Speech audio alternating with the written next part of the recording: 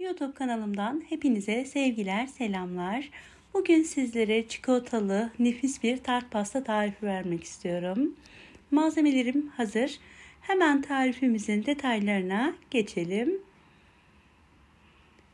Ben bu tarifte 28 santim çapında bir tart kalıbı kullandım. Öncelikle tart kalıbımı katı yağ ile güzelce yağladıktan sonra buzdolabına kaldıracağım ve kekimi hazırlamaya geçeceğim. Bu şekilde yaparsanız kalıbınızdaki yağ güzel bir şekilde donacak ve kekiniz de hiç zorlanmadan çok kolay bir şekilde çıkacak. Evet, katı yağımı kalıbıma güzelce sürdüm. Şimdi bunu buzdolabına kaldırıp kekimi hazırlamaya geçebilirim. Oda sıcaklığında beklemiş olan 2 adet yumurtayı karıştırma kabına alalım. Üzerine 1 çay bardağı toz şeker ilave edelim. Tarifte kullanmış olduğum çay bardağı ölçüm 100 milim küçük çay bardaklarından. Mikserin en yüksek devrinde 2-3 dakika boyunca bu ikiliyi güzelce çırpalım. Tam da bu kıvama gelene kadar çırpmamız gerekiyor. Şimdi üzerine sıvı malzemelerimi ilave edebilirim. 1 çay bardağı süt ilave ediyorum. 1 çay bardağı da sıvı yağ ekledim. Eğer büyük çay bardakları kullanırsanız tart kekiniz taşabilir kalıptan. O yüzden mutlaka vermiş olduğum bardak ölçüsüyle yapın. Mikserle 1-2 saniye çırptıktan sonra şimdi kuru malzemelerimi ilave edebilirim. 1,5 su bardağı un ilave edeceğim. Tarifte kullandığım su bardağı ölçüm 200 milim standart herkesin evinde bulunan su bardaklarından. Üzerine 2 yemek kaşığı dolusu kakao, 1 paket kabartma tozu ve 1 paket de vanilini ekledikten sonra eleyerek kek harcımın üzerine ekliyorum. Mikseri çalıştırmadan şöyle bir karıştırıyorum. Un ve kakao sağa sola dağılmasın ve saçılmasın diye. Sonrasında mikserin düşük devrinde karıştıracağım. Çok fazla yüksek devirde çalıştırırsanız kabarmış olan yumurta tekrar sönecektir. O yüzden düşük devirde karıştırabilirsiniz. Şöyle bir karıştırdıktan sonra artık içindeki mikseri çıkardım ve spatula ile karıştırmaya devam ediyorum. Bu arada kıvamını da göstermek istiyorum. Gördüğünüz gibi hafif akışkan, çok güzel bir kıvamı oldu. Şimdi artık kalıbıma bu karışımı boşaltabilirim. Boşaltırken ilk aşamada kamera çekmemiş maalesef, sonradan fark ettim. Bazen böyle ufak tefek aksilikler olabiliyor. O yüzden affınıza sığınıyorum. Evet, kek harcımı kalıba boşalttıktan sonra yeri hafif hafif vurup önceden ısıtılmış 180 derecelik fırında kekimi pişmeye bırakacağım. Fallı bir fırında pişirdim. Bu şekilde kekiniz çok daha güzel, yumuşacık olacaktır. Ve artık fırınıma kekimi verebilirim. Benim fırınımda yaklaşık 15 dakikada çok güzel bir şekilde pişti. Çok ince yapılı bir kek olduğu için böyle çok fazla uzun uzun pişirmeye gerek yok.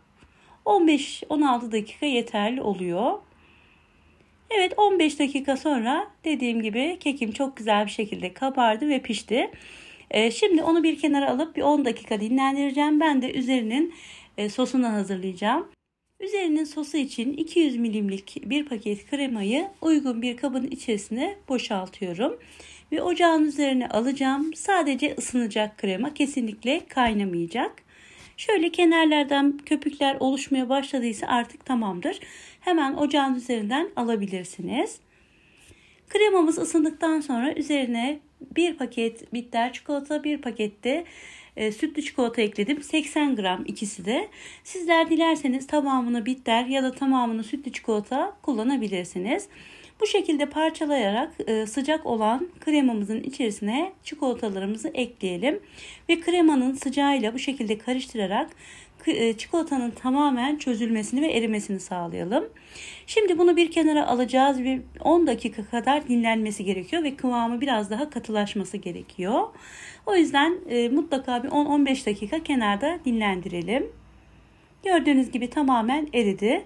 Ben de kenarda 10 dakikadır dinlenen tart kekimi hemen servis tabağına ters çevireceğim. Mutlaka biraz bekleyelim, fırından aldıktan sonra hemen sıcağıyla ters çevirmeye çalışırsanız kalıbınıza yapışabilir. O yüzden bir 5-6 maksimum 10 dakika dinlendirelim. Artık servis tabağıma ters çevirebilirim. Çok güzel bir şekilde kabarmış, pişmiş, gayet kolay bir şekilde de kalıptan çıktı. Şimdi üzerini ıslatmak istiyorum. Keki çok yumuşak aslında ama ben biraz daha böyle yumuşak olmasını istediğim için yarım su bardağı soğuk sütle orta kısmını ıslatacağım.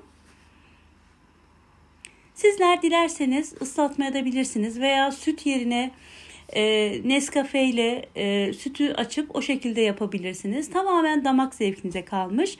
Sadece soğuk süt olması gerekiyor. Sıcak kesinlikle kullanmayalım. Ben kenarlarının çok formunun bozulmasını istemediğim için kenarlarına dökmedim. Dilerseniz kenar kısımlarına da süt gezdirebilirsiniz tabii ki. Şimdi kenarda 15 dakika dinlenen üzerindeki hazırlamış olduğumuz çikolatalı ganajı artık orta kısma boşaltabiliriz. Biraz hafif kıvamı koyulaşmış, tam istediğim gibi olmuş.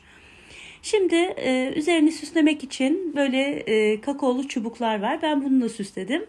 Sizler istediğiniz şekilde süsleyebilirsiniz. Bu çok yakışıyor.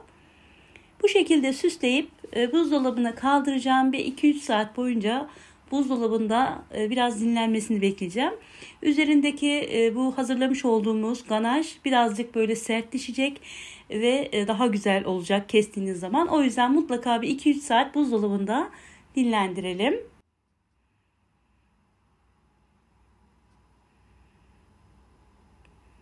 Yaklaşık 3 saat sonra buzdolabından çıkardım ve hemen şöyle dilimleyerek sizlere bir de yakından göstermek istiyorum.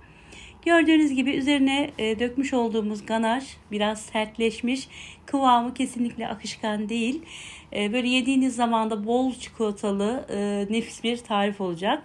Eminim çikolata severler bu tarifi çok beğenecek. Sizler isterseniz farklı şekilde orta kısmını tabii ki süsleyebilirsiniz. Ben bu şekilde bol çikolatalı yapmak istedim. Hemen şöyle sizlere bir de kıvamını göstermek istiyorum.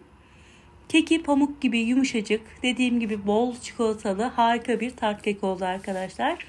Umarım sizler de dener ve memnun kalırsınız. Eğer denerseniz bu videonun altına olumlu ya da olumsuz mutlaka yorumlarınızı bekliyorum. Bu şekilde deneyecek olan arkadaşlarımıza da fikir olmuş olur. Bana da destek vermiş olursunuz.